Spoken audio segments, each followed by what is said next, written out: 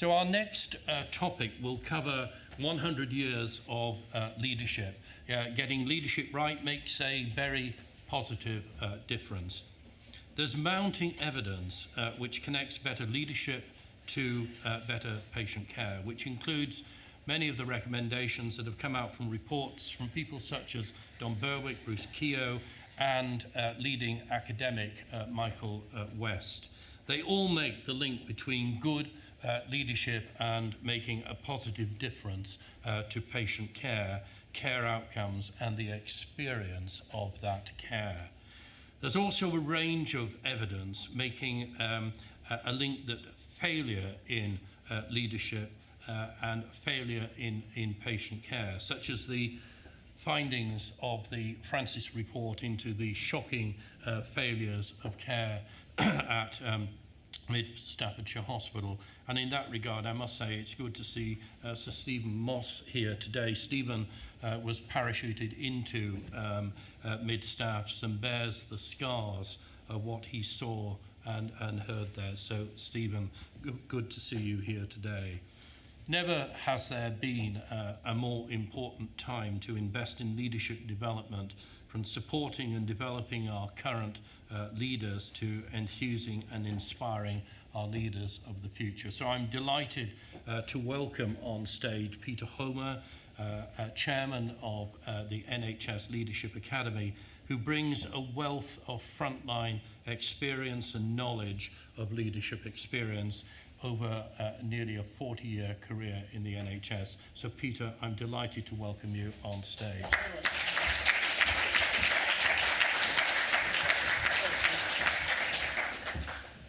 Good morning. This is me 100 years ago. It's good to meet the future, because surely that's what you have entrusted to you. And it's a real privilege for me, from the position of chair of the NHS Leadership Academy, to offer a highly personal history of leadership in the NHS. And as Sir Keith describes, there is a compelling evidence that great, inclusive, humble, engaging leadership creates environments within which great care can flourish. And my offering is going to be punctuated with a few quotations, which I hope may both be of interest and on occasion amuse. And I've had the good fortune in my current role of visiting many leaders, multidisciplinary, multi-level leaders in many parts of the country. And I must say, I've never been more optimistic. There are some absolutely fantastic leaders emerging and in place, often experiencing the exquisite oxygen of leadership responsibility for the first time. And in Ian Drury and the Blockhead's immortal words, reasons to be cheerful. So, I'm a man in a hurry. 100 years in about 20 minutes, sir. And I'm going to, you can see why Sir Keith's the chairman. And I'm going to illustrate certain leadership typologies as we go. And I will, in the moment, just ask a question of you that a primary school teacher asked of me. Because each of you are leaders in your own particular sphere. What do you want to be remembered for?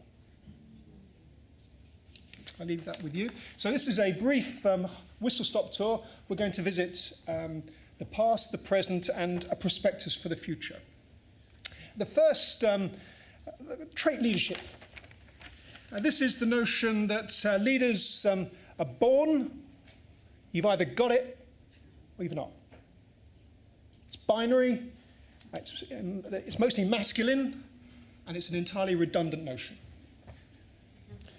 But the National Health Service has many parents, including Bevan, and his is a very interesting, compelling life story. Look it up on Wikipedia. It's truly humbling. A man of immense capacity, born in modest circumstances that changed the world almost certainly for the century to come. And I've actually got one of the original leaflets. My mum gave it to me. and it's framed in our living room. So the trait leadership is a redundant notion, but was at one stage the vernacular definition of who should be a leader and who shouldn't be. Buffalo Springfield, that well-known philosopher, there's something happening here. What it is ain't exactly clear, which is how perhaps some of you feel in your own leadership journey.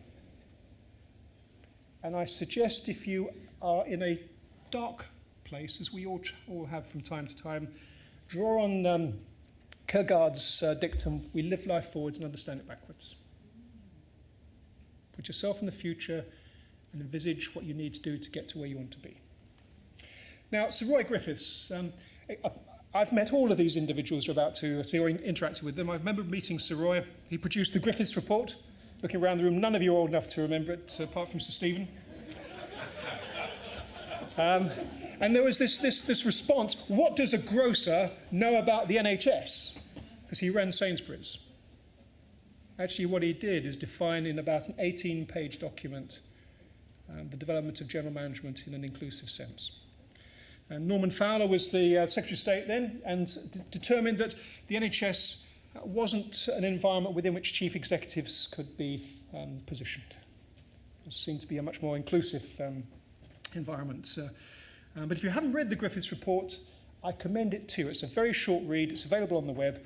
But Griffiths is an example of transactional leadership. You tell people what to do, you performance management, and you make sure they execute the task or you execute them. The Pol Pot School of Management. And in a more vernacular style, you need to get the poke to stroke ratio right. So Alan Langlands, one of the most inspirational leaders and chief executive of the NHS I've ever had the privilege to serve. Vice Chancellor of Leeds University now, previously the chief executive of HEFKE, and prior to that, the NHS chief executive. And Alan introduced a capacity to rise above the fray. Even though this was during some of the most challenging times of the NHS in terms of finances, and he taught me a huge amount, including the magical quality of a senior person investing time and interest in another person. And I've never forgotten that.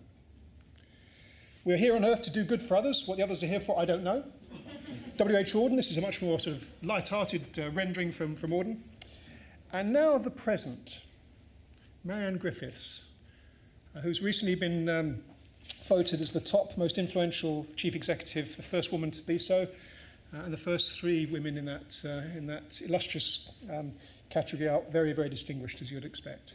I had the privilege of talking to Marianne very recently, and she taught me a lot, including compressing the distance between board and ward and doing less more thoroughly, including some fantastic examples in the reduction of falls and infections. And if ever you want to learn about great leadership, go and visit either the website or indeed the Fine Enterprise. And they're in the process of engaging with colleagues at Brighton University Hospitals, and again, the prognosis is bright. Another fabulous leader, Navina Evans, Dr. Navina Evans, who again demonstrates the ability to translate improvement practice from around the world into East London. The staff engagement scores are extraordinary. The patient feedback scores are extraordinary, serving a population that otherwise wouldn't expect perhaps to have such high quality care. Now the future challenges, what is the burden of privilege that each of us will have, or more accurately each of you will have in terms of future leadership, in addition to stewardship over departments and organisations? Surely there be systems and populations. Population health, and I'm really impressed by a number of acute trusts that are now as concerned with the mortality, morbidity indicators of individual wards as they are on RTT, cancer waiting times, 4-hour wait, and so on and so forth, and working very closely in partnership with colleagues in the community. And as Patrick has described, big data. Really exciting and will be transformational. So the prospectus, the next the next 30 years, who will lead the NHS on its 100th birthday? And again, my base note is I'm more optimistic now than I have been for a long time, both in the quality of leadership, by which I mean those not only in place, but those who will succeed those in place than ever before.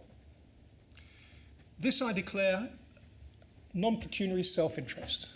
I used to be the chief executive of Nottingham University Hospital, and they have embarked upon a series of shared governance councils. There are 50 of them, chaired by whoever's appropriate, often a healthcare assistant, and the task is to resolve problems as close to the problem as possible, as opposed to a system that requires upward delegation of problems for solution. They also have, this is a picture of Faye Allen, who's the ward manager and the council on an acute medical ward in Nottingham University Hospitals. They also have a range of specialty councils, including cardiology, and a range of themed councils, including a BAME council. And they are creative shareholders of the way in which the institution provides care. The NHS Graduate Management Scheme, which in partnership with the HE, NHS Leadership Academy, has the privilege of nurturing the third most popular graduate management scheme in the country. And having recently met the present intake, I can see why. These guys will assuredly change the world in an inclusive, engaging manner. And that's a prospect that is very encouraging indeed. And then the Millham Community Hospital. I visited the Northwest Leadership Academy, and in the process was introduced to a fantastic example of local activism. You'll be entirely unfamiliar with the notion of closing a hospital to save money. And to cut a long story short, and actually a very humbling story, the Millham community essentially rallied forces and redefined what it is that the hospital should provide, which went well beyond the traditional services that a hospital provided and became a community centre. And the evidence is that outcomes are better, readmission rates into the acute setting have gone down, and employment opportunities have gone up. And one of the GPs, there's a lovely video on their website, said this project, and he's been there for 40 years, is the most inspiring, important project of his career. Fantastic example of local activism. And Patrick has already described Eric Topol's report. Assuredly, this will define not only what we do, but how we think. We change the world by changing the way we look at it. Big data and the sort of insights that Eric and his team are bringing to us with the exciting read of the publication today will be a very important guide for the future. And then I'd like to introduce you to a friend that one or two of you know. This is Yusuf, the all-seeing porter. He's a very fine example of a cubic centimetre of chance. Used to work at UCL, now works at Barts. I think now trained to become a healthcare assistant. And Yusuf has published a paper in the British Geriatric Society journal describing his everyday work as a porter and those of his colleagues, and how he seeks out, my words but not his, cubic centimetres of chance to enrich the lives of patients, their loved ones and staff. And respectfully, I invite you to do the same. You probably do. If you steward and harvest the cubic centimetres of chance you're presented with, including during this conference, and you do so consistently during the course of your lifetime, you'll change the world more than you'll know. And the most important things in this life aren't things. I'll leave you to answer what they are, but it might be connected to the answer to the first question I posed that my primary school teacher asked me, what do you want to be remembered for? And then at high speed, tales from the road. This might be described as experiential scar tissue. Stuff I've learnt mostly from my mistakes. And I do like the notion of setting bold, audacious objectives in the service of others. There's magic in that. And Kennedy's offering, only those who dare to fail greatly can never achieve greatly. And the notion of keeping in touch with the future. We've had an insight from Patrick and Toppold and other colleagues. It's really, really important. One of my bosses, whose portrait is outside, Dame Deirdre Hines, said to me, "Peter, work should be like a lifelong seminar. But we can only fulfill that if we continue to learn." And then that very well-known philosopher, Kelly Clarkson. When you're confronting difficulty, remember the philosopher's dictum, what doesn't kill you makes you stronger. And finally, some desert island reads. This is a low-carbon offering. I'm not on any commission at all, I promise you. But these are some of the books that have influenced me. And if I was to pick out two or three, I'd pick out Joseph Jaworski's Synchronicity. And as you know, synchronicity is something that's both highly improbable and highly significant. You might be experiencing one of those conversations today. How you met or meet your partner might be an example of synchronicity. It was certainly for me, but that's another story. The other is Matthew Said, Black Box Thinking. It includes Martin Bromley's account, or the account of Martin Bromley losing his wife following a standard ENT procedure. And Martin, I've had the good fortune of meeting along with Sir Stephen, has now helped to introduce the grammar and syntax of human factors into the health service. Because what Martin did graciously and very generously is to help to deconstruct what the misadventure with his wife in the same manner that an aviation accident would be deconstructed in order to learn from it.